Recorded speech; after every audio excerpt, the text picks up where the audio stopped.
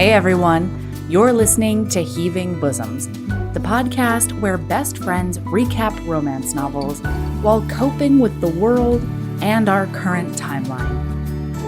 As of today, there's a little over a week left in the Peculiar Tastes Kickstarter, and that's the only place you can get the special edition, foiled, flippy-floppy format and all the amazing art that goes along with it.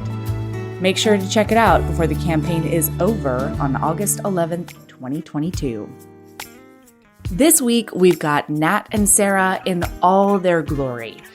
And remember, if you want more of these two, head to Love Sweet Arrow for our live Heaving Bosoms recording on Bookstore Romance Day. But right now, they're recapping Things We Never Got Over by Lucy Score. Here we go.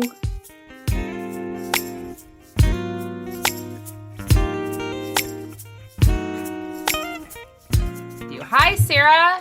Hi, Natalie. How's one of my top 5 favorite people? You know what? I'm doing pretty good today.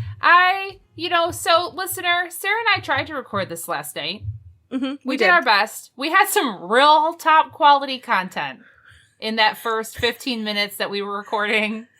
We had many discussions. And then Sara's internet stopped working. We shared the secrets of the universe. We told you all how to achieve in life, in love, on the job.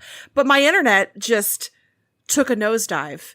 And an hour later, after many, many live chats with very helpful people, it was fixed. But by then it was too late.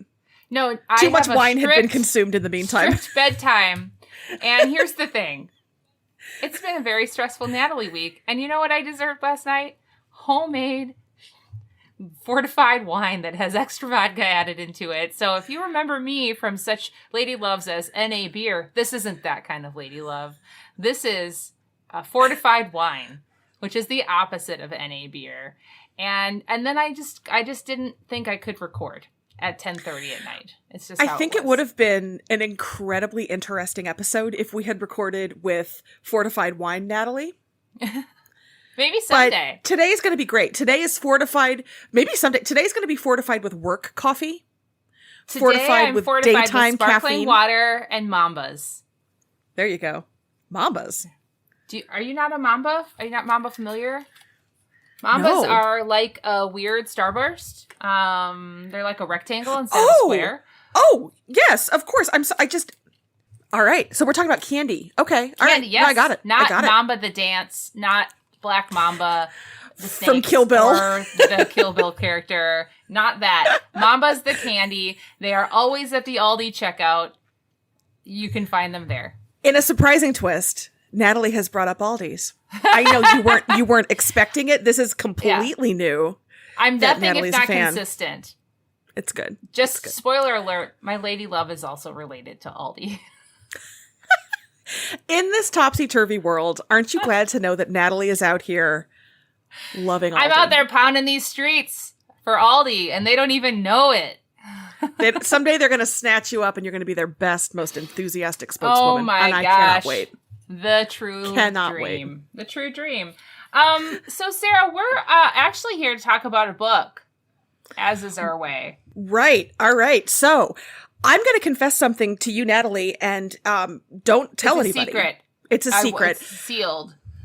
This was my very first Lucy Score book. Somehow in the universe of my reading, I've always meant to, and this is the first one I picked up, and it was delightful, and I have no idea if this is representative of her body of work, but I'm very excited to read more and find out. You know, I have read, I've read a few. The entire Bootleg Spring series, which is also very good, and I recommend it often. Just to clarify, that's bootleg, because for a second it sounded like bootlick, which I feel like is a very different kind of story. Well, you know, I think you're probably right. I don't know if Lucy Score writes bootlicking romances, but I would be interested in reading them. Listener, if you know of any. Yeah. Lucy Score, if you're out there. I wanted to look up, and I forgot how many books she has published, because I think it's quite a few. And it is quite a few. Holy shnikes. Yikes. There's a lot out there. Oh, she did that Riley Thorne series, Sarah, that I haven't read all of yet. Riley Thorne and the Dead Guy Next Door. That one, like, blew up. So and then, my friend and friend of the pod, Megan, loves that first book, loves it, and has recommended it a million times, and I'm very excited to pick it up someday. So it comes highly recommended by a very smart cult member. So. And then Rock Bottom Girl is one that I see in the cult often as a recommended sports romance because it's about the soccer players. And I feel like I've read it, but it's been a while because that one came out in 2019. Which 2019 does not seem like, when you look at that number on paper, that doesn't seem like that long ago. But I was a whole different person then. I was an entire, too. Like 2019 me Same. is a stranger to 2022 me. So yes. But I can recommend the Bootleg Spring series. It is so very good. It is like, it's not bonkers as in like having sex with aliens bonkers, but it is bonkers, and like the stuff that's happening is kind of wild and wacky, which could relate to this book. To this book, where so many things happen. Literally everything happens. And I should be very clear with listener, especially if you are coming to us because you are a Lucy Score fan and you're like, hi, this podcast is talking about a Lucy Score book. I want to be very clear. Sarah and I both loved this book. And we actually had read this book before, like, we were trying to work on the reading list for upcoming books, and we were like, oh my gosh, we need to do a Lucy Score. She's been recommended so much. And both Sarah and I had already read Things We Never Got Over, which I don't know if we've said it. That is the book we're talking about. Oh, hi. We're here to talk about Things We Never Got Over by Lucy Score. Hi, listener. Welcome. And we both had read it. We were like, oh, no problem. We'll just reread it for this podcast because we both liked it. Easy peasy. No problem. And it was a fun, easy, fast read the first time, but when you're doing notes on it. 572 goddamn pages, Lucy Score. So many things happen in this book. And it's packed, yeah. It's packed. There's a lot of content. Mm-hmm. So, friends, listener, readers, you all are familiar, I hope, with Stefan from Saturday Night Live. Mm-hmm. Nat, are you familiar with Stefan? I am. I love Stefan. This book has everything. Are you ready for my yellow legal I'm ready, and if list? I really was like a really good podcaster or a really good editor of things, I would make a little checkmark ding sound after everything you list, but you just have me. Do you want to make a ding sound with... Sure. We'll see. I can always edit it out. Make a ding sound with your mouth. No. Make a ding sound with your mouth. You can do it. Okay, ready. You're like that guy from the Police Academy movies. Just make your own sound effects. Yeah. Okay, this book, when I tell you it has everything, it has everything. Are you ready? It has a runaway bride. Ding. It has the mob. Ding. It has a lottery winner. Ding. It has sexy brothers. Ding. It has a criminal, but in a hot way, best friend. Ding-a-ling. It has a barber shop, a hipster barber shop. Ding. Did I say that already? Whatever. It comes up a lot. It's worth mentioning. It has sexy barbers in leather aprons. I'm going to give it another ding. Ding. That checks a box for somebody. It has an evil goddamn twin. Ding. It has a preternaturally wise child. I don't know what preternaturally means, but ding. Uncomfortable. To me, that's what it means. Oh, okay. No, not really. Just like uncommonly, unnaturally. She went to the school of hard knocks, so she did. Okay. She did. It has a sassy gay best friend. Ding. It has a basset hound. Ding. It has family trauma. Ding. It has so many family traumas. Like on all sides. On all sides. It has having sex with your boss. Ding. At the workplace. Oh, ding. I'll give it a second. It has an abusive ex-fiance. Ding. Spoiler alert. Spoiler. Oh, I mean, we're here to talk about that. Mm-hmm. It has a scene of like hurt comfort in a hospital, if you're talking fanfic tags. Oh, I wasn't, but ding. Ding. It has a junkie dad. Ding. It has a sassy grandma. Ding. Yes. Oh my God, there's so much. I'm remembering it all. Natalie, it has a gun battle. Shoot 'em up, Sting. It has a bullying teacher who should know better. Oh my God, dang. It has a Parent Trap twin switch. It has it has more kidnapping. than one. Just the one, really, like at the end. It has kidnapping. It has murder. And attempted murder. And oh, wait. Like henchmen die at the end. Henchmen die at the end. It wasn't like, it was more like self-defense, but yeah, there were bodies.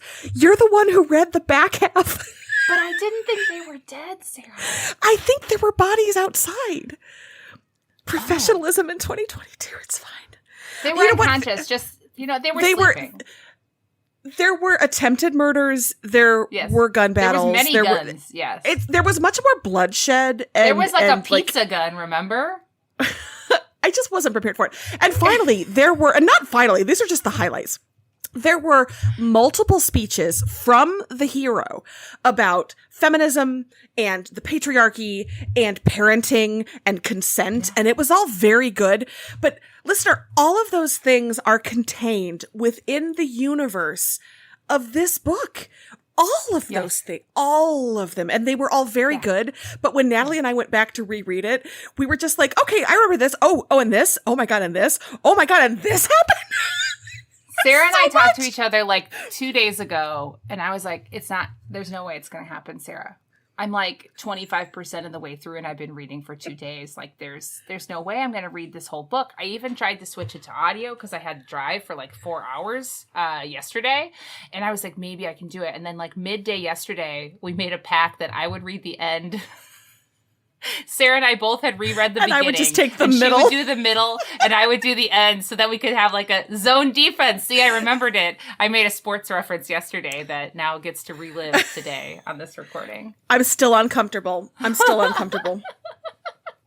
Don't love it. So this book is chocked full of stuff. And so we will tell you, listener, we're not going to go hit by hit because it'll be an ACOTAR style 5-part episode or whatever. You know what I mean? I would love to talk to all of you for 5 hours. Natalie, I would love to see your face for like a 5-part episode, but it's too much. It's too I'm on my lunch break, brah. There's not 5 hours snappy here. Yeah. So we are, we'll see how it goes, but let's dive in to this book because, just like kind of with the Bootleg Spring series, straight from the beginning. So Daisy, dang it. I was going to do it the whole time. Naomi. You love her the way Knox loves her. Yes, I do.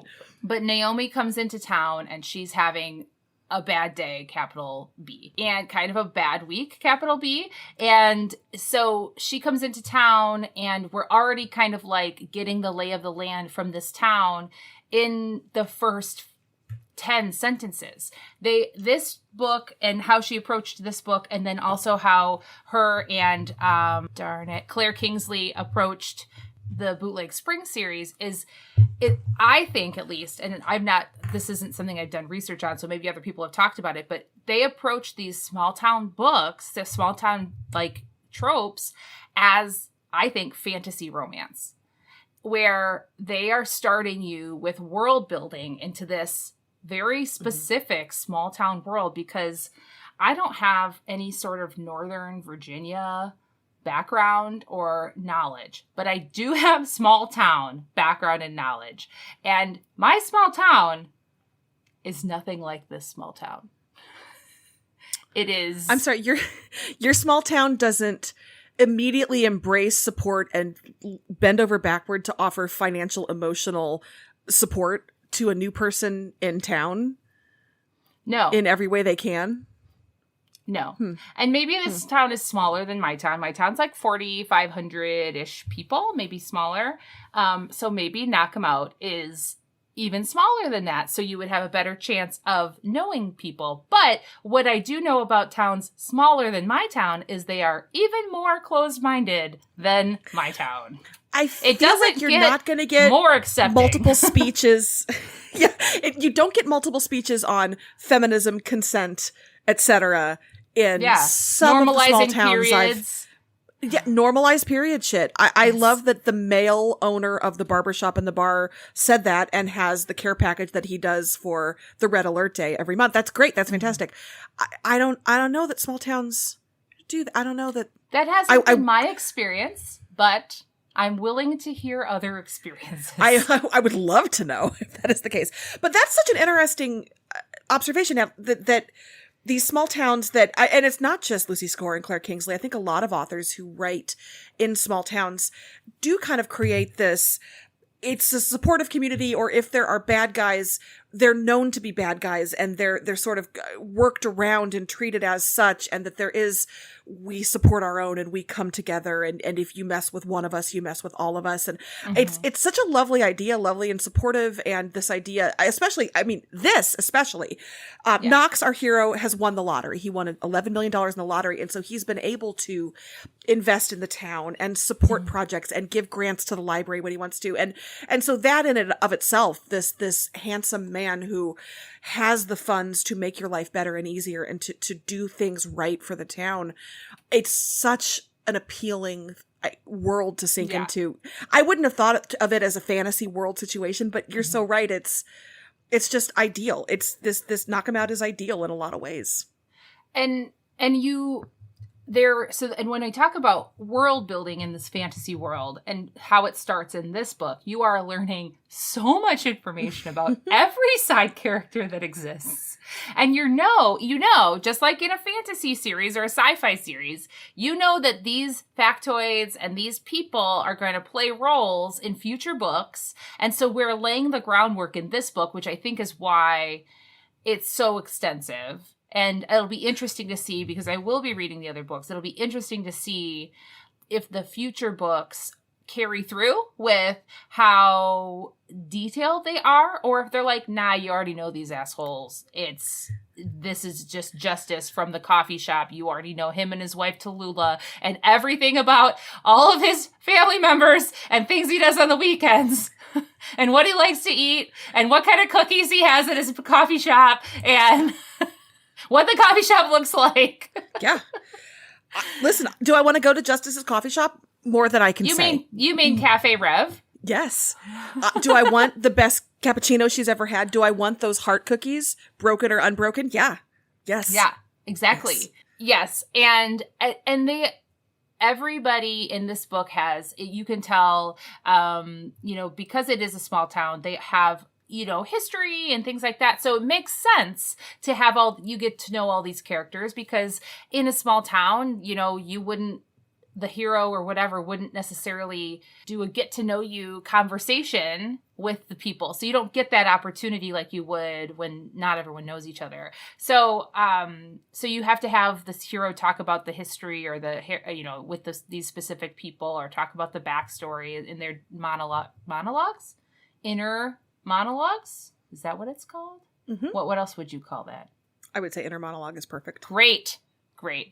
Got it right. So I think like that all makes sense. It just made for a longer rereading experience, because I zoomed through it the first time.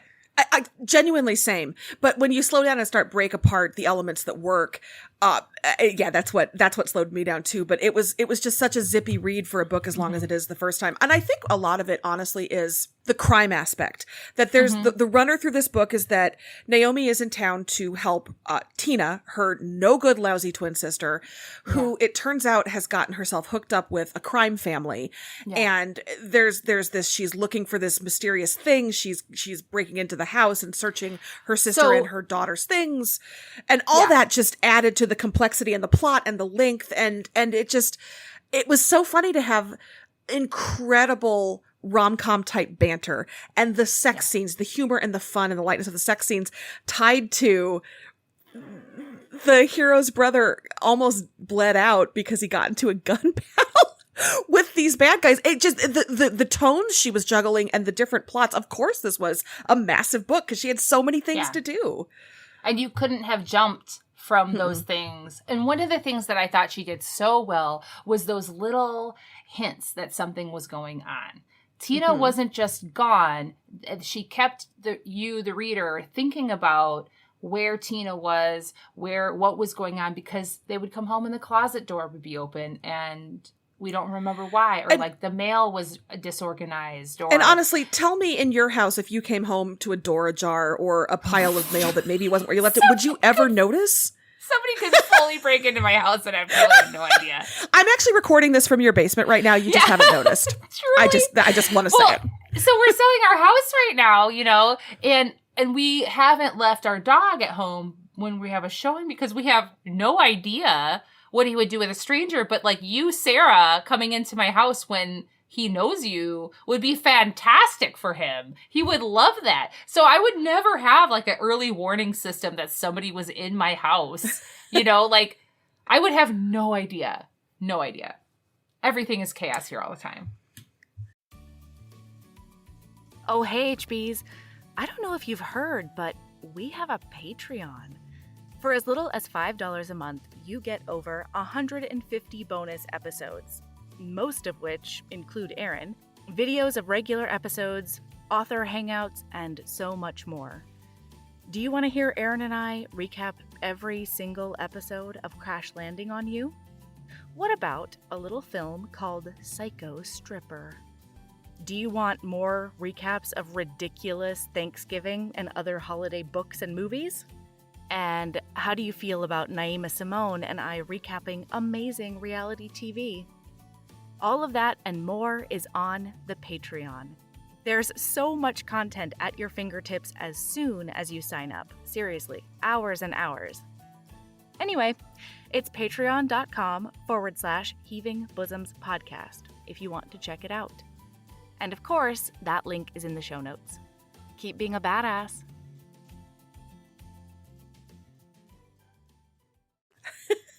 But yeah, she does a great job of, you do a great job with the chaos, first of all. But Lucy Score did a great job with kind of planting those seeds and just building up that it's something more than what we know. Mm-hmm. Question for you, by the way, we are not going to go point by point, obviously. We are just hopping around with the attention span of lemmings? Yes. I don't know. I don't know anything about them. Of two adult women living in 2022 just trying to make it. Like, those attention spans feel like they're short. Chasing joy all the time. Just us. Just grabbing onto joy with our little grabby hands.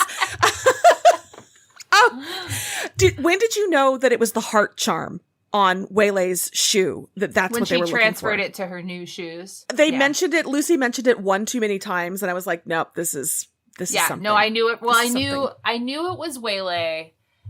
Because just right away, you know what I mean? Like, I don't know why, but I knew, like, as soon as we knew that I knew that Waylay had something when it started to happen at the new place, because Naomi would never have anything. So it had to be Waylay's stuff that they moved from the other apartment. So or the trailer or whatever. So, Naomi comes into Cafe Rev, where Justice, as we've already discussed, Justice is with Tallulah, they own this place. And she immediately gets mistaken for Tina. And they're like, nah, bitch, you gotta leave. You have messed us up one too many times. So she's kind of trying to explain it to the cafe owner. He finally gets it, and she goes, and then all of a sudden this giant blonde man busts into the cafe and is like, get your fucking ass out of here, Tina. That was my Northern Virginia accent. Sorry, Northern Virginia people. It was so authentic. It gave me goosebumps. It was the Chicago A's that I added in there, wasn't it? It really did it. It really sold it. Sold that accent. That's why I've never been able to do accents in my whole life, because they all have the Chicago that, too strong? Harsh A sound on it comes right through. So then she has to explain all over again to this new guy, and he is not as understanding. And even once he does accept that she is not Tina, which becomes her first nickname, not Tina. Not Tina. And then loved later when Tina's actual boyfriend calls her Hot Tina by accident. Hot Tina! Oh my God. Again, having that level of humor in a scene where people are getting shot, just incredible. Yes. Evidently people died in that scene, it turns out. I don't know. So then... I must have just glossed right over it. I don't need that in my life. So then she comes back out. And it turns out that this guy that busts into the cafe is Knox Morgan. But so Knox Morgan is this tall Viking, short bearded man, slightly long hair, enough to get your fingers through. Don't forget the tattoos all up and down his ropey forearms. Actually, I don't know if they said ropey. Oh no, say it again slower. Ropey forearms. Mm-hmm. Veiny, and all of it. Sure, and so then they have this kind of not a great first impression of each other, right? And Knox continues to help Naomi throughout her day of figuring out, like, okay, so then they go outside. He's gonna like escort her out of town or whatever he's going to do. Her car is gone. So then he takes her to the police station. He takes her back to her hotel. And it turns out that Tina has stolen her car and then broke into her hotel. And when they go in there, there's an 11-year-old girl sitting in the hotel. And this girl is named Waylay, and she is Tina's daughter that Naomi has never met, never heard of. She hasn't even seen Tina in a dozen years or more.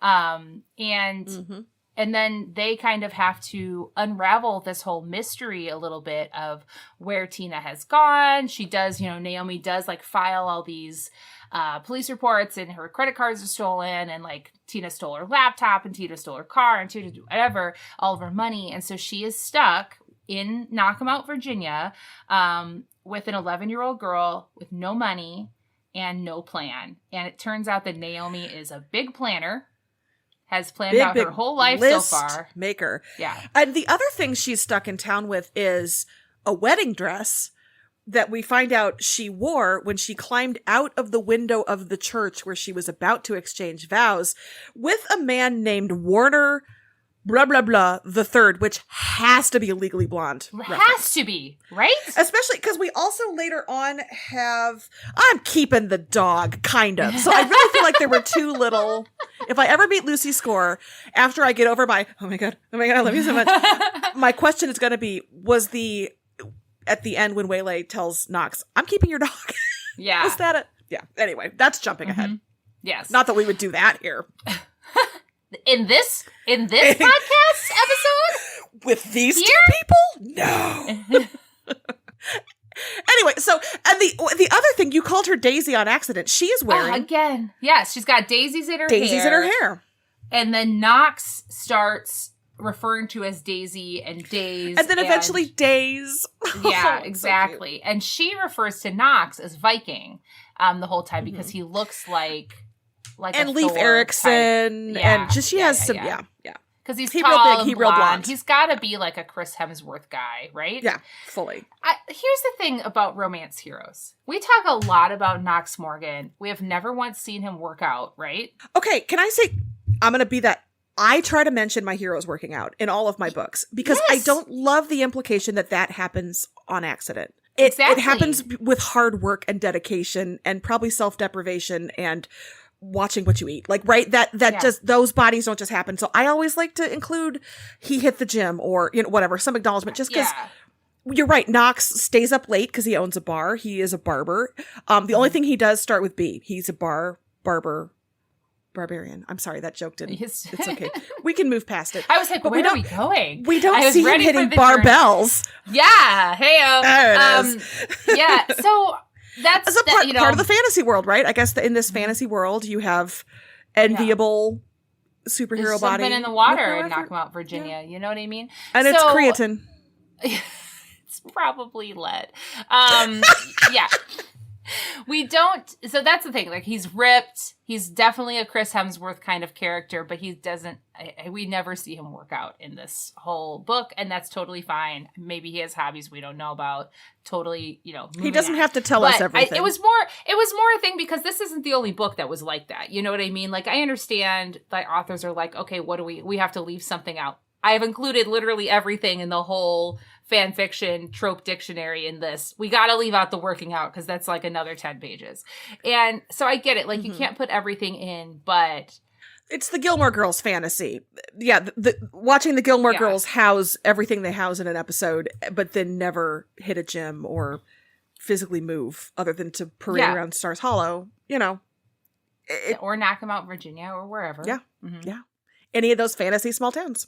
So then I have a series of chapters of Naomi trying to figure out how an 11-year-old fits in her life. We get introduced to Liza J, who is Knox's, First we get introduced to Knox's brother Nash, who is a couple years younger than him, equally as good looking, but he is the police chief. And you can see from page whatever he's introduced, that they have a combative relationship. They are pushing each other's buttons all the time, and not in a friendly sibling way. It's like one step farther. It's beyond that, yeah. Mm-hmm.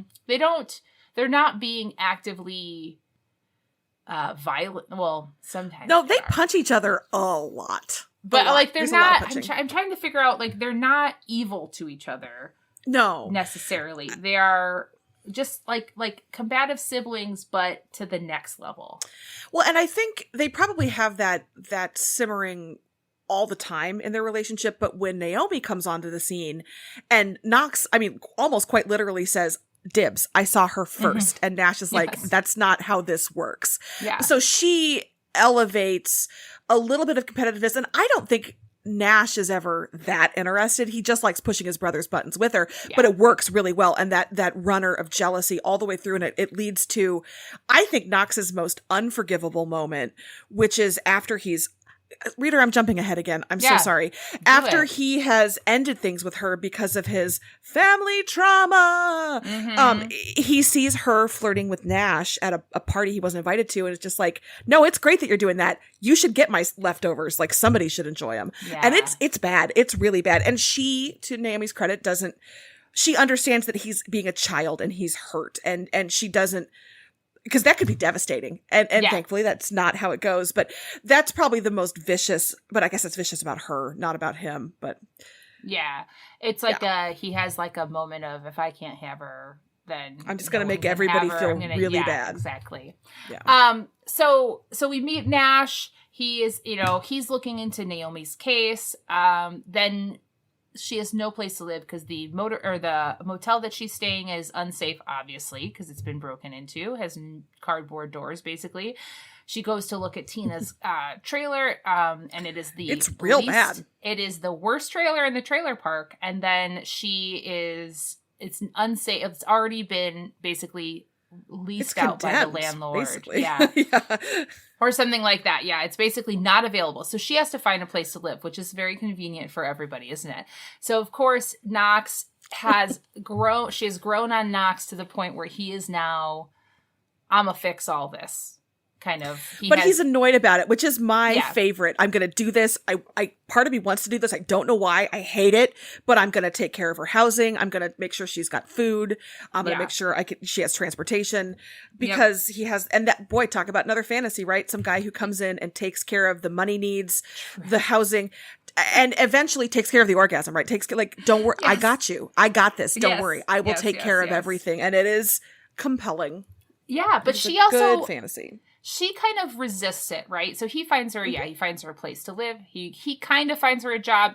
It's another side character named Sherry Fiasco, who's always having lollipops, by the way, and has a karate family. And like, I don't, there's a lot. Sherry's got a lot happening, but like, so like his office manager finds her a job at his business, but she is very resistant. And I definitely identified with this personality trait a little bit, but it's kind of one of Naomi's, I guess, more annoying characteristics, is that she keeps everything that is bothering her and is stressing her out bottled up tight, and will not share that burden with anyone around her because she doesn't want to inconvenience anybody. So her having Knox take over and take care of everything is contrary to everything that she has ever wanted, and contrary to what she thinks needs to happen. So like, she has left her wedding, right? She has run away from the altar, literally run away from the church, but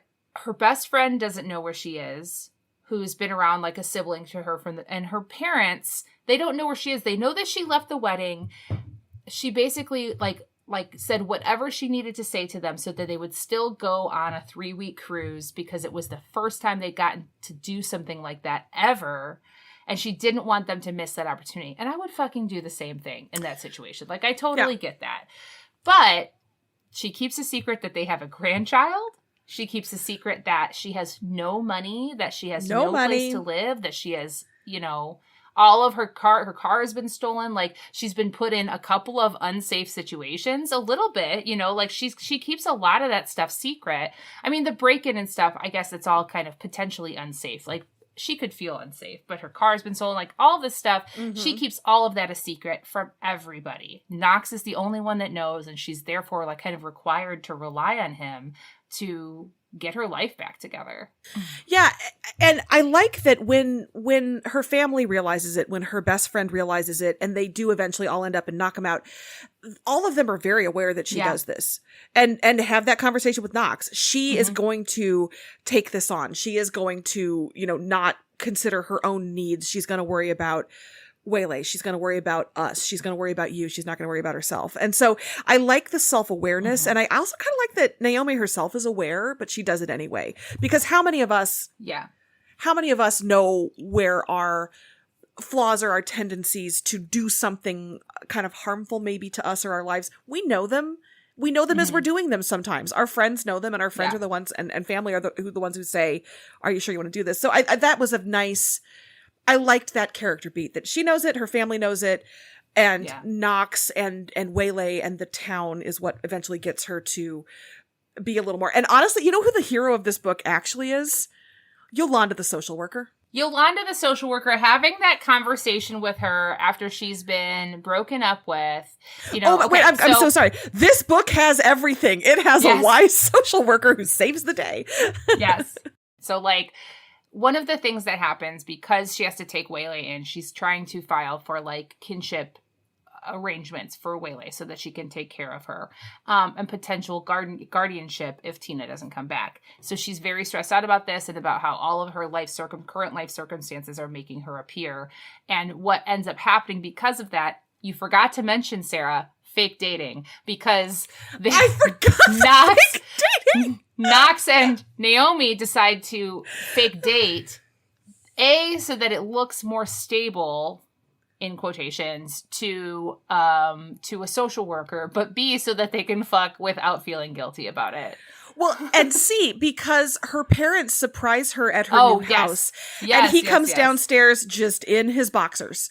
And so then I think in order to help her save face from her clearly excited mom and clearly horrified dad, Knox is like, yeah, this is my girl. We're just seeing how it's going. We're just, we're... Well, and I guess Naomi also is worried that about how her parents would think that she has run away from this wedding and is now with somebody else just mere weeks afterwards. Again, I think all of this is judgment that she's putting on her own self based on really nothing. Well, especially all of these situations are fine.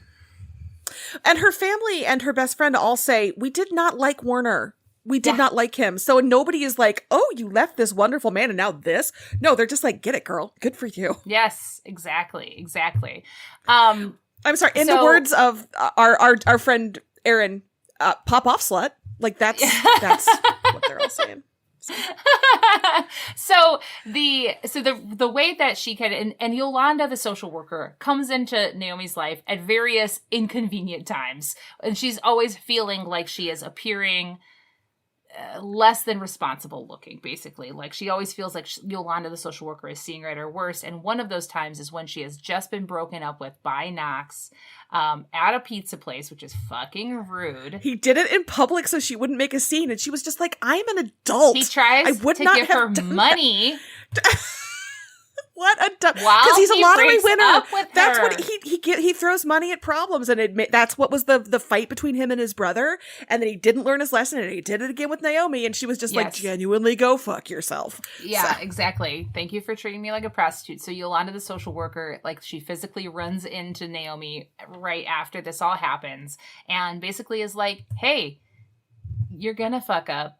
and you're going to look like a hot mess sometimes. I literally am grounding my son right now because he said that someone's meatballs were better than mine and they were fucking store-bought. And I can absolutely relate to that because my children will choose a fucking like store-bought mini muffin over a homemade muffin any goddamn day of the week. Like a store-bought bag of chemical muffins over a Natalie, homemade...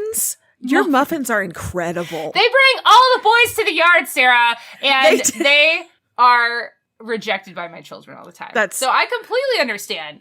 You don't like my muffins? You don't get any muffins, okay?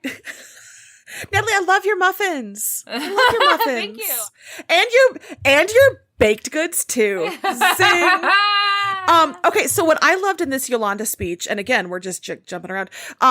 She says what Naomi needs to hear, setting an example for your niece about how she doesn't need to turn herself inside out to be loved, how she doesn't need to set herself on fire to keep someone else warm.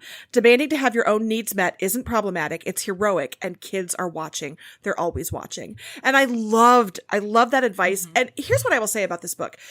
There's a note that Lucy Score wrote at the end of this book, talking about, she wrote it at a time when Claire Kingsley, her dear friend, had lost her husband unexpectedly, and it was the third friend to lose a husband in a space of months. And so I think she was writing this book in a place of real grief and kind of grappling with some big issues on top of pandemic and just everything that was happening in 2020, 21. And so I think there is a little bit of, how do I love without fear when I've lost? And how do I take care of myself when there are so many other people who need care for as well? And I think Yolanda is a voice of that. I think the people telling Knox that he needs to take a chance on love and not let the traumas of the past hold him back. I do think there's some working through of things here too. And we can't say how much is the book and how much is the author kind of grappling with things, but it happens. It's very hard to separate sometimes when you are doing such emotional work in a book. Mm-hmm. So I thought that when I got to the end of the author's note, it kind of kicked me in the gut. And maybe that's a part of the reason that on my second read through, I was a little slower with it, because I was remembering that author's note now. And as I was watching some of these character traumas and the support and care that these supporting characters give them, it was really lovely. I think it's a really lovely statement that she made about community and caring for yourself, caring for others. Self-care is important. Supporting a community, being there for each other, it's all important. And I think she did that on purpose. There's a lot of really great parenting nuggets in here, and the way that, especially Knox, who has never been a parent. He has effortlessly amazing parent. He has never been a parent. He's never been a responsible adult for a child. Like, you know what I mean? Like, you know how even if you're not a parent, sometimes you caretake for a child on the weekends, or you're a coach or whatever. He's not even one of those, types of folks. He's just a guy that has had both positive and negative experiences with parents, and also positive and negative experiences with his grandparents. And he has been with Waylay. He is like a big parenting boner that I had for him sometimes. Like, he just was really great. And not only having good things to say, but meeting Waylay where she was, you know what I mean? Not trying to make it sound very, like, he wasn't really parenty with her. He was basically like, this is a bunch of bullshit, and here's why it's not okay. And I think he even says like those exact words sometimes. Well, and I love that also he sets down rules for her. One of the things is that she's not allowed to curse, but of course she does. And so Knox says, kid, you can't do that. You can curse with me when we are watching football, and you can curse when you are graduated from high school. And if you want to go to college, and if you want to get a PhD, great. But when you're an adult, that's when you get to curse. And I loved that he did set limits for her, and she obviously didn't have that with her mother. By the way, can we talk about her mother? One of the worst things I've read in fiction is her mother cutting Waylay's hair as a punishment and telling her that liking dresses and makeup and pretty things is bad and wrong. And again, it's Knox who says, you get to choose that. Nobody else gets to choose that for you. And the community, Naomi and others chime in as well. But that chilled me when I read that Tina had done that. That was... And I know that does exist, because I've heard of it happening for other people. Things, not just cutting hair, but removing something that is a source of pride from a child to make them feel less because of something that they did or didn't do, or something that the adult, who is obviously the emotionally immature one in this situation, the adult views as a slight to them in some way, and removing something from that child in order to make them feel like less. And it's exactly what, Waylay had really long hair, and she had tons of sparkly headbands and hair accessories, and Tina, I don't even remember what Waylay said happened. It was something like, well, she said that Tina couldn't ground her because Tina was never home to enforce a grounding, right. So she cut her hair instead. Yeah. And I Yeah. don't remember what the infraction was. Correct. Yeah, but it wasn't something, it was something dumb. It wasn't Yeah. something, you know what I mean? Yeah. That was the punishment did not fit the crime, and that punishment should never happen. Well, and I was going to say, haircutting is never the appropriate punishment, but whatever she needed to be punished for, it wasn't that severe. Yeah. I didn't get haircut as a punishment when I was a child, but I had really hard, like my hair was always very tangly, and my mom, like I've watched my mom brush my children's hair, and it is like, and her own hair too, aggressive. Like, so like my kids will be like, we don't want Grandma Beth to do that. And so, but now, like knowing now, like I had to have my hair all cut off because it was so dramatic to brush my hair every day. And I was like, but that was your fucking fault, not my fault. Like now I know better. I'm sorry, does Johnson & Johnson not make a detangler for hair like that? Yes, they do. Anyway. That's not Our Lady Love, but it might be. I have vivid memories of like my mom's like grip with like pulling through my hair. And I would like stories of me like screaming while it was happening and stuff now, like that. I am, this is not nearly that kind of trauma, but I'm the curly haired daughter of a straight haired mother who kept going up to my hair and just like running a brush through it unannounced when I always fight with my hair, of course, but you don't just run a brush through curls. You don't just, and it would just puff up immediately like a tumbleweed around my head. It was, yeah.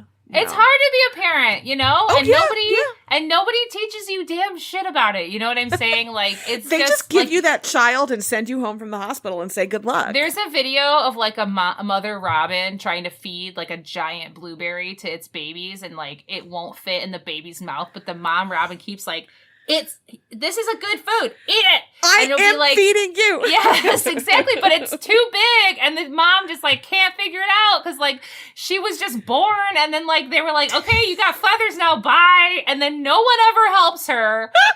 She's just trying to figure it out. There's no social work bird to come along and say, listen, you don't have to set yourself on fire for your babies. You gotta portion the blueberry. Yes. Don't stress yourself out. Get a smaller blueberry. Anyway, I think about that a lot. I'm going to send you a video. I'm hugging you right now. Hugging. So I don't know. We've been missing a lot of things, but there's a whole, so I want to talk about a couple of the side characters really quick, because one of the first people that kind of rides to Naomi's aid is her best friend, Stefan, Stefan is in this book. This book has everything, including Stefan. Who looks like Henry Golding. Take a moment. Oh, God. Sometimes I know the name Henry Golding, but I still had to look up what his face looked like because I never remember what people look like. And it's good. It's a good face. It's a good one. So it's a very good face. He is a gay man and has been ride or die for Naomi forever. And okay, can I say something? I don't love it when you have two gay characters in a story and they immediately connect and it's going to be like, because I feel like that's kind of a very big stereotype that like gay men are always going to be attracted to each other. And and the book makes a point of that both of them are handsome and charming and kind and thoughtful. So I mean, they're quality people. Mm-hmm. And so the pairing isn't a problem for me, but I'm just like, oh, here's one gay man and here's another gay man. Oh, they like each other. That's great. But like, okay. All right. And I know in romance, it's always like instant attraction. This man, this woman, this woman, this woman, this man, this man, this MB, this MB, whatever. But I don't know. It was a little, I'm glad it was there. Yay for representation. Yay for representation. Yes, I understand. And I think, if I was thinking about it from a serial or a series point of view, that's just kind of where my brain went. Because I was like, okay, 1, 2, 3 books. We've got Knox. We've got Nash, the brother, and then we've got their friend Lucian. I think in it's the Lucian. in the audiobook, they refer to him as it's Lucian in the audiobook, but then they call him Lucy, and then I was like, well, maybe it's Lucian. So it's Lucius, not Lucius. So I assume Lucian, not Lucian, is my. But then it would be Lucy as the nickname, not Lucy. Okay, reader, listener, pronounce it as Lucy from now on. What I need you to do. Who are you more excited for? Because clearly Nash is going to get paired off with Lena, the glamorous ex-girlfriend of his brother Knox, or Lucian is going to be paired off with Sloane, the spunky librarian who fucking hates him. Oh, fully. Yes. Which one are you more excited for? I definitely love a second chance redemption Lucian Sloane story. I want her to make him fucking pay, and she's going to. You know what I mean? 100%. But I will say, I'm going to look forward to, and I hope that we get angst over Nash if he falls in love with his brother's ex-girlfriend Lena, who seems amazing. Like, I'm there for the angst and the this isn't right, we mustn't, but we can't help ourselves. I'll be there for that too. So I actually, I know I don't get that vibe from them. Yeah, I don't know. Like, I didn't feel like there was an obvious Nash choice, but I think Nash is next. I thought that was at the end of the book. It's Lena. It's 100% Knox's ex-girlfriend. Okay.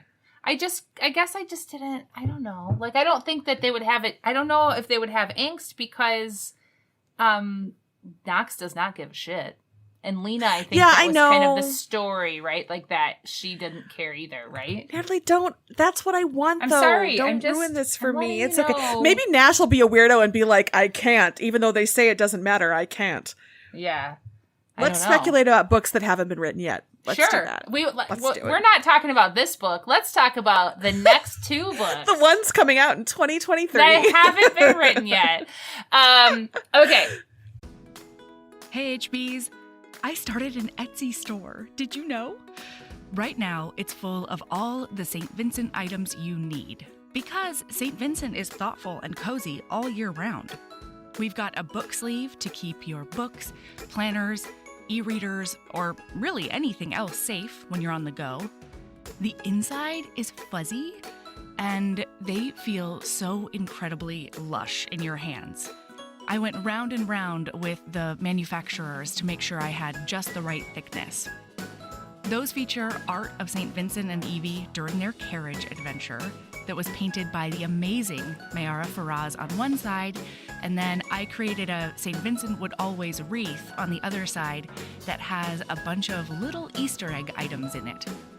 There's a St. Vincent Would Always warm brick enamel pin. It's like, if you know, you know.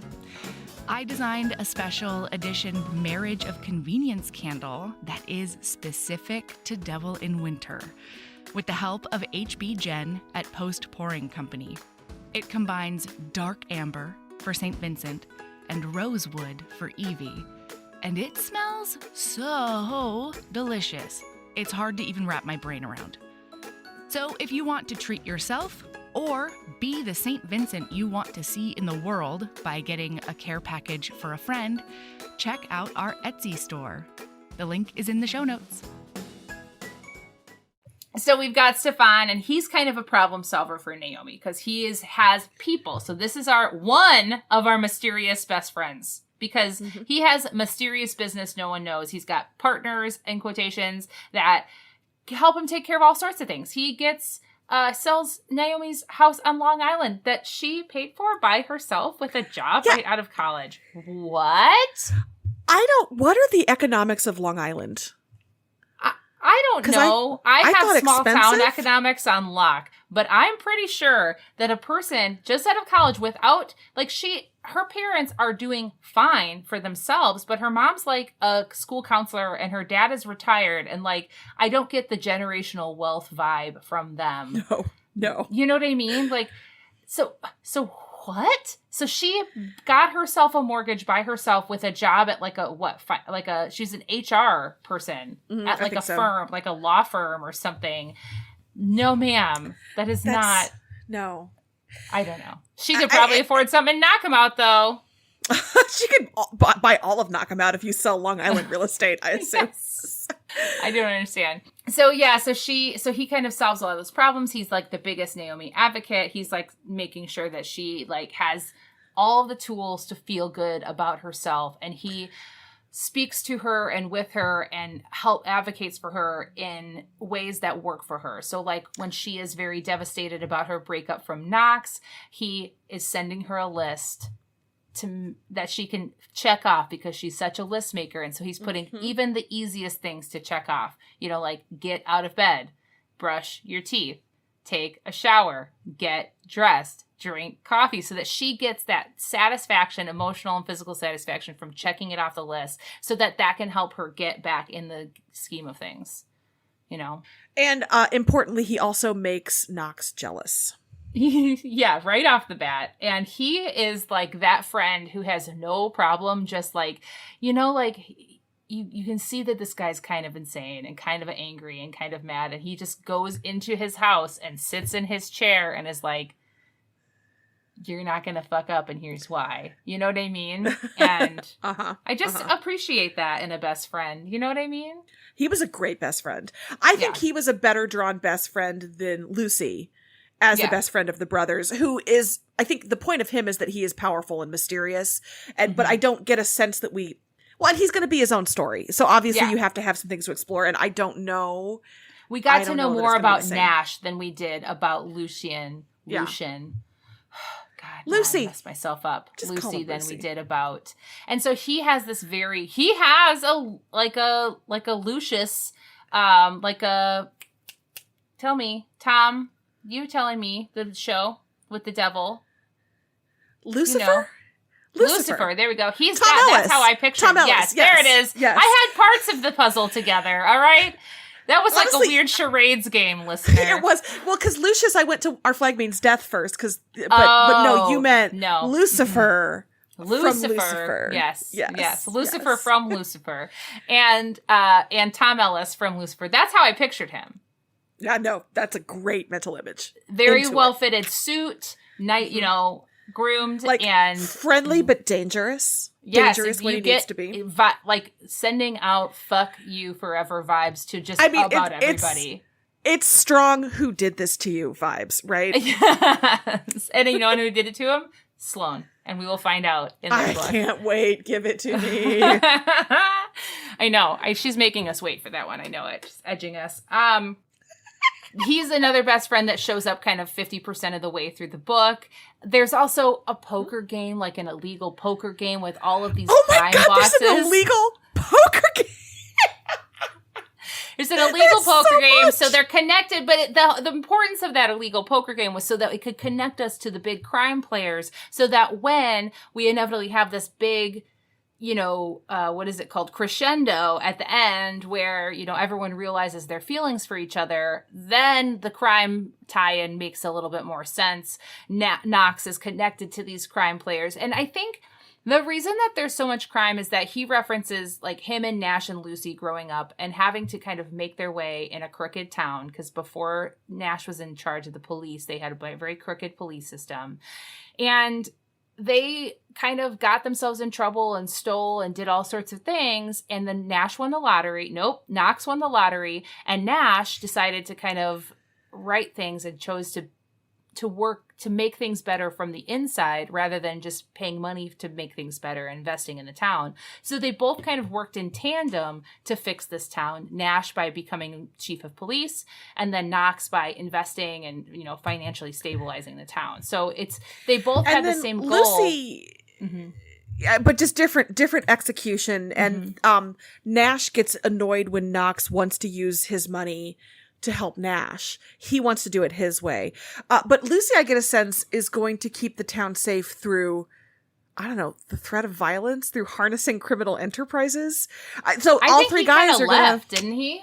He did. He pieced out. But I feel like mark my words, he is going to have been pulling strings behind the scenes to keep criminals out, to keep the criminal element under control. Or there's going to be something. He's like a political consultant or something, so maybe he's like funneling money to that region, or who knows, or, silencing what you need people, to know is power, danger, very nice suits for Lucy. Yeah.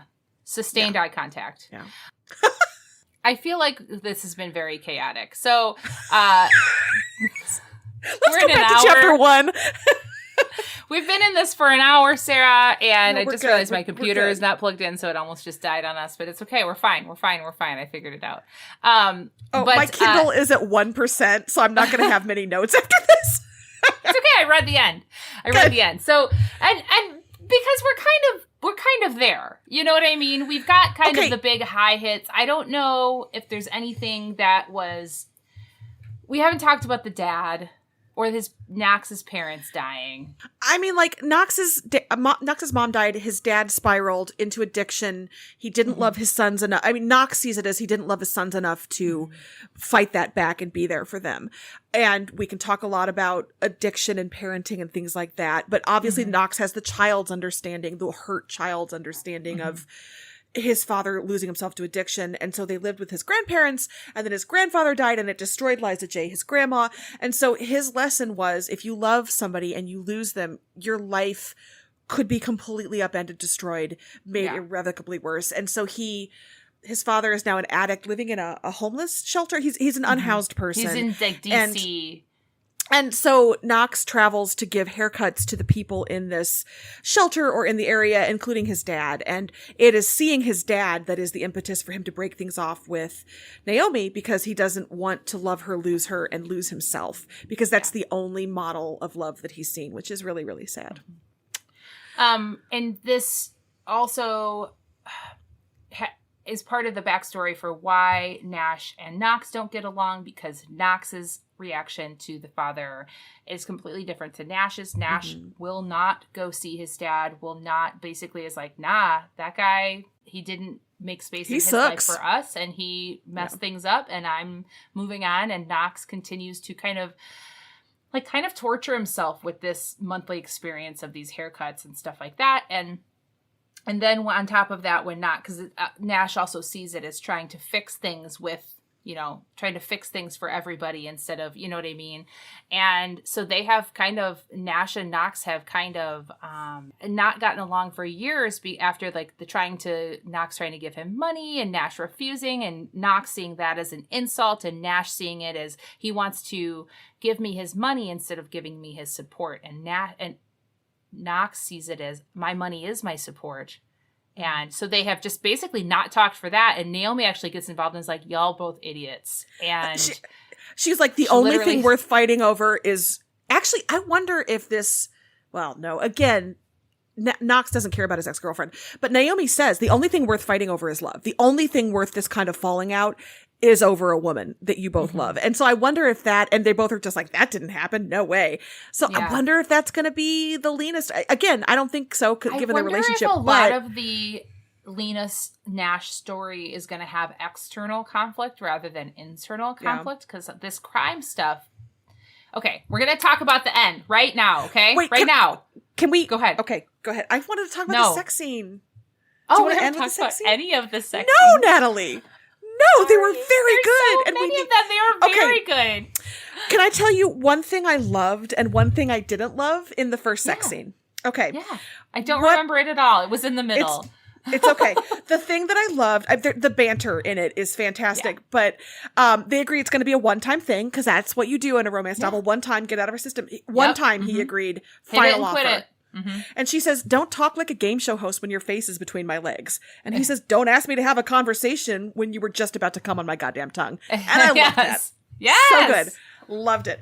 What I did not love is moments before she describes his penis as the purple-headed leader in the world of erect dicks. And I just don't love purple-headed. I just don't love purple-headed.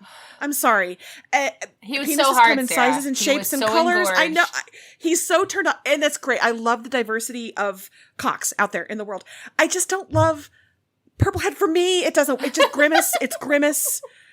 Oh, from McDonald's. Wait, I thought you were saying you were grimacing, but you mean it is Grimace, the purple-headed It was both. leader I from was McDonald's. grimacing as I pictured purple-headed fast food mask. It just doesn't, for me personally, no. For other people, great, yes, love it. Maybe that's why it's an eggplant emoji. Oh my God. Anyway, the sex scenes were fantastic. Just all of them are super hot. Yes. Yes. The chemistry is off the charts. They start off just like one time. I don't even like you. Shut up. Let's do this. Mm-hmm. And of course, the internal monologue, the internal churn is all, oh, I like this. I love this. I'm not supposed to like this, but I do like this. Yeah. Yeah. And he kind of realizes so they go back and forth. They sleep together for a while. They are having, and the thing that is the biggest clincher for Naomi is that, he's saying, I'm not ever going to fall in love with you. This is not a relationship. And so she is blaming herself when she falls in love with him because he was clear from the start, at least with his words. But then what everybody else has said to her and to Knox is that, you could have said that out loud, but here's all the things that you have done for her and the ways that you have made her rely on you. And so all of these non-verbal cues that she's getting have really fucked her up because you have shown her without words what you actually feel, but then what you're actually saying is super hurtful because she kind of got lulled into this sense that you do love her and you do want something with her, but now you've gaslit her into thinking that it was her problem the whole time and none of it is your fault because you said out loud X, Y, and Z. And so it's a dick move. It is a dick move. I don't know if this is too depressing, but I will say when I got to the scene where they discuss having sex without a condom and she's like, I'm on birth control. My test had been negative. God damn it, Nat, that hit really differently when I read it this week. Well, and they did use that no word of I'm clean too. And this is not, obviously this is going in a different direction than what you were going with where, hey, as a person who has gotten pregnant 2 times on birth control, raising my hand here, folks. Obviously that is not a foolproof plan. Even condoms are not a foolproof plan, obviously, but to have that be like, boy, yeah. You read that right now and it's just like, God damn it. Are you sure? It injected in Northern Virginia, small town. Yep. Yeah. It just kind of made me wonder, how is that going to change the stories we read? The art that's coming out, the stories we tell. How is that? I don't know. But it was when there's not going to be another option for you. You know what I mean? It definitely changes the narrative a little bit. And to pivot back to what you were saying, also, I if I was a betting woman, I would say this is the last time that Lucy Score or most authors use clean. I think that discourse has gotten loud enough that this book was maybe a year old. Is a year old? Maybe? No, it's a newish release, but I think the production of it is going to have been in the works for that long. Yep. So, but anyway, sorry for the. Let's. You know what? We're but just two it's the world we live in. The real world, and just this is the. And I sadly think it's important to have the conversations in public and in our Facebook groups and with our friends, and that just is one of those areas where I think it's going to be hard to encounter that because of the implications moving forward. Absolutely. So I think when we last saw our hero and heroine, they had broken up, right? Yes, because he saw his dad. He freaked out. He broke up. She was actually she was devastated, but she keeps it together when they're together. Yeah. But she's freezing him out. She is doing what he calls the ice queen routine, where she will basically pretend like he does not exist. And it's driving him fucking I'm sorry, crazy. Knox. That's what fucking happens. Yeah. So then he makes her talk to him in his bar, carries her out in front. This would never work for me. I will just say this. You want to flip me over your shoulder, show my underwear to all of the people in this goddamn small town, make a giant scene and carry me out just to tell me why you don't want to be with me in your office. Right? I also think there was an ass smack in there. I think when he upends her, I also think he smacks her ass. She doesn't want to talk to him. She is working at her job that she earns money to pay for her bills. And he does not like that she says no to that and carries and he her is over. her boss. Yes. He is her boss. That was not a cheer moment for me. No, I agree. Yeah. I agree. So then he takes, He did warn her. He said, I want to talk to you in 15 minutes. Be here. I'm going to come get you. And I did like the description that when he comes out to get her, her head snaps up like a startled deer's. That was funny to me. The rest of it wasn't funny to me. So, because he wants to be very clear about why he made these decisions, but like, sir, she's at work. And I understand that that's the only place that you can really nail her down as far as her location, but that really was, there was no nailing happening. No, there was not. But like, I mean, maybe other times. But yeah, so like, that was kind of a hard thing for me. So then, hey, she leaves this breakup. Like, he kind of is very clear with her about like his past and like why he is the way he is and like why it's important for him. So like, yeah, I get that was all really important stuff to have happened. But so she leaves that. She's crying. She's upset. It's very heartbreaking for her because she's like, this is the end for real now. And so she goes and realizes that she's like checking in after all of that, checks her phone. She's got a text message from Waylay that says, I think, Aunt Naomi, I'm in trouble. She has missed calls. So she goes out to make a phone call and Tina is waiting out there in the parking lot. And she has her hair cut exactly like Naomi's. And she basically is like, you need to come with me so that Waylay is okay. And of course, Naomi falls for it, which I cannot. You have been Tina's sister for how many years? But you know, proof of life what's first. going to happen. Yes, exactly. Come on. So this is the light kidnap. You know, this is a light kidnap. Yeah, it's not a sexy light kidnap though. It's kind of bumbling criminals. And yeah, Tina gets her in the car and handcuffs her with like fuzzy sex handcuffs that she found in her landlord's storage unit, which disgusting, never, please. And then, don't use used handcuffs that you don't know where they came from. No. And takes her to like a warehouse in a town called Lawlerville, which is basically like the wrong side of the tracks is the impression that I got. You know what I mean? And there's this warehouse that has a combination of like garbage and like grungy old takeout boxes, but then men's designer shoes and clothing. Why? I don't know. Cause this guy is like, and it's this son of a, yes. Yeah. It's what I'm picturing is like an Ollie G type of like aesthetic. You know what I mean? Like, you know what I mean? Yes. Like fancy rhinestone like shoes and like weird sweatsuits and like stuff like that. I'm only going to picture Ollie G for that ex-boyfriend or the criminal boyfriend now. I have no recourse other than to do that. And it turns out that like Tina's new boyfriend that she got hooked up with is the son of a big crime boss, and he's a dummy. He's just not even a hot dummy. No, he is a dummy. He's such an idiot, and he's of course is like an idiot that loves guns and like thinks he's entitled to like a slice of every pie or whatever. And Waylay's there, and so is Waylon the dog, and Waylay is like duct taped and like tied to a chair or something like that. It's very old criminal aesthetic, you know what I mean?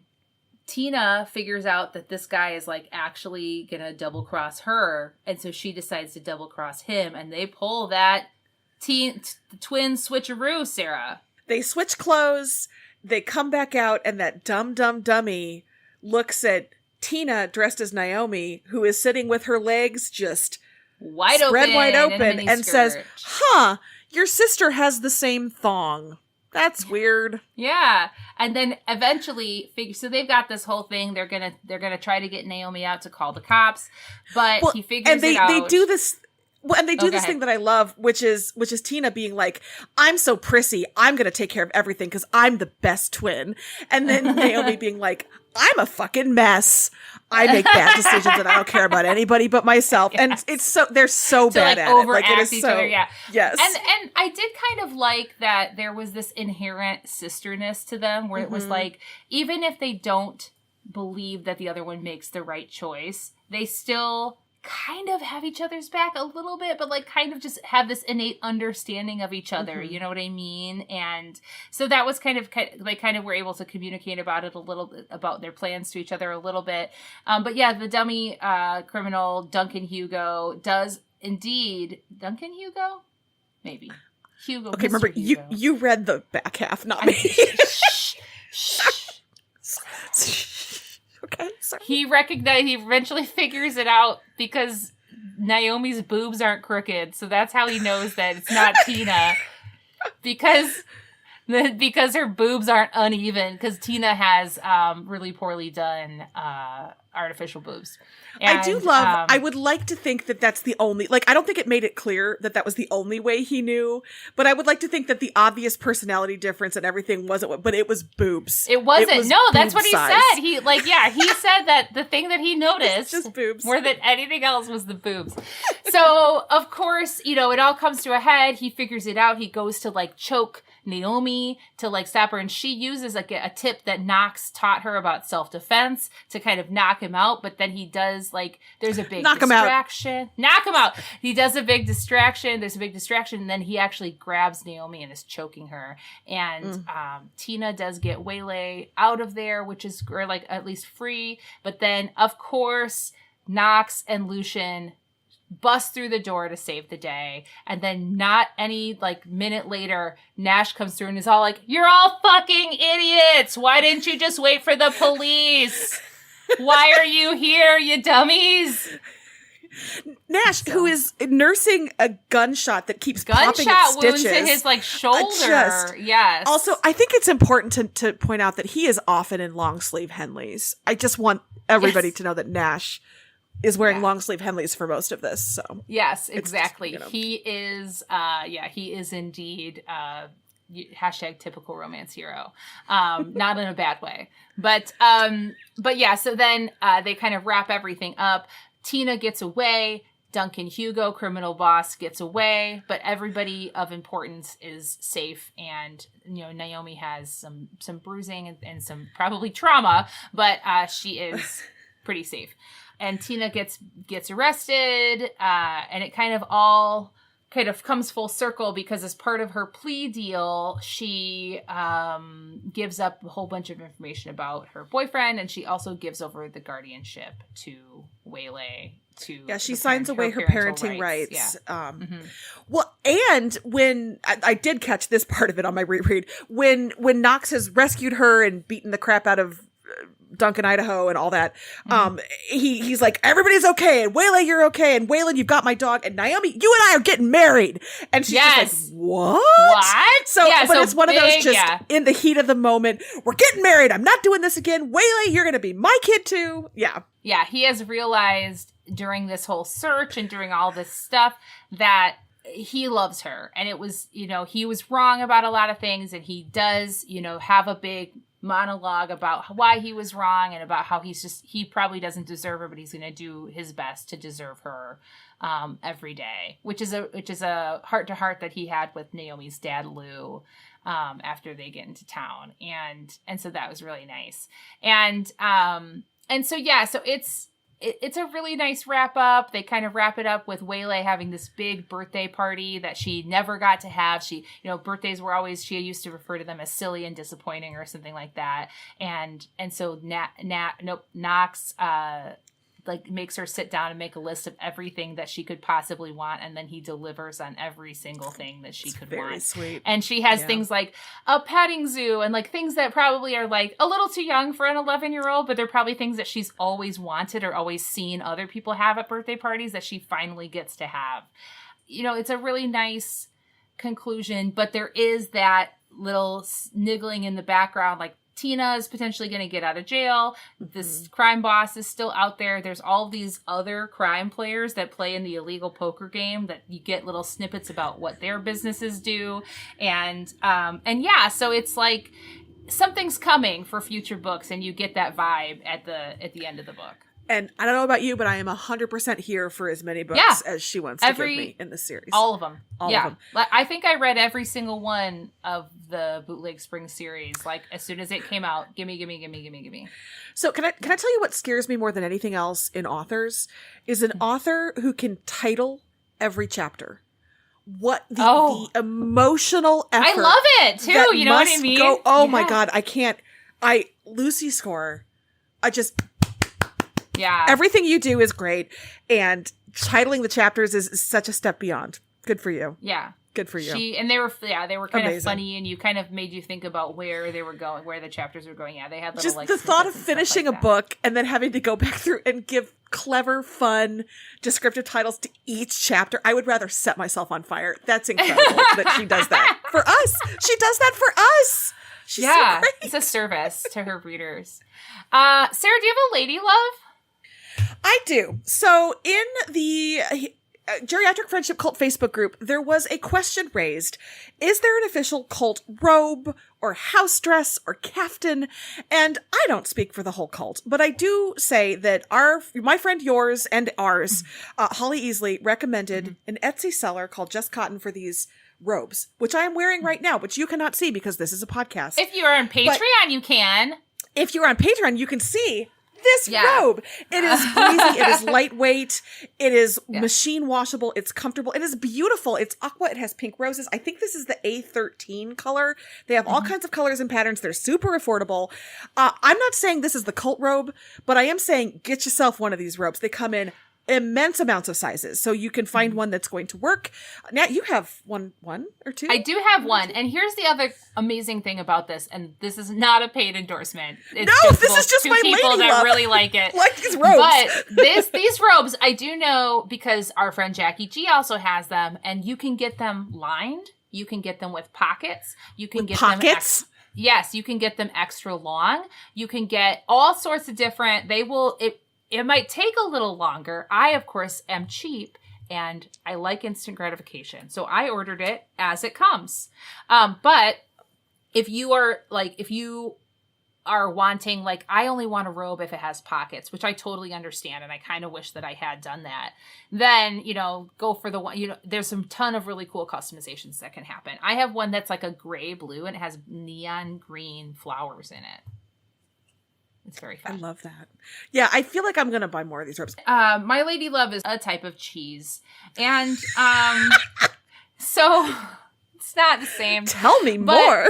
Have you ever heard of the spreadable cheese Alouette, Sarah? Yes, I have. They have all sorts of different flavors. It's like a cream cheese product, maybe. I think I've actually talked about it on this very podcast. And it usually has like roasted garlic or herbs or whatever. Mm-hmm. But Aldi just started carrying a everything bagel seasoned Alouette product that is life-changing, pals. It is so good. You could have it on a bagel. You could have it on crackers. You could put it on your vegetables. I'm my own Stefan right now. This cream cheese has everything. And like I made these things where you take lunch meat and you spread Alouette and you put like thinly sliced vegetables on them, and it's like a little sushi roll up appetizer. You could do that. There's so many options, and it is fantastic, and it just makes me very happy. And it's a nice little snack in the afternoon. Okay, listener, are you familiar with Midwest sushi? Nat, are you familiar with Midwest sushi? Is it the ham roll-ups with pickles? It's the pickle spear with cream cheese and then thin sliced ham that you roll up and dice, and it's the Midwest sushi. I feel like that's going to be an ingredient in Midwest sushi moving forward, this magic everything cream cheese. Yeah, it's fantastic. So you should buy it, and buy it from Aldi, because Aldi is fantastic, and it'll probably be the cheapest price around, Okay, listen, you're going to go to Aldi, you're going to buy the cream cheese, you're going to make the Midwest sushi, you're going to put on your robe, and you're going to read, and it's going to be a full day. That sounds like a perfect Saturday. Honestly, yes. I want to do that right now. All right, well, oh shoot, we got to come up with it. Okay. Okay, thanks, Sarah. This book was great. Keeping a Badass. And love yourself. As much as you love, God, purple-headed erections feels wrong. I don't know one loves that. No. Love yourself as much as you love packing a goddamn book full of all of your favorite things. All of your favorite tropes. All of them. This is the everything cream cheese of books. Holy shit. Look at you bringing that. You landed the plane. You landed it. It was perfect. Oh, man. Well, I love you, Sarah. I'll talk to you later. So bye. Bye.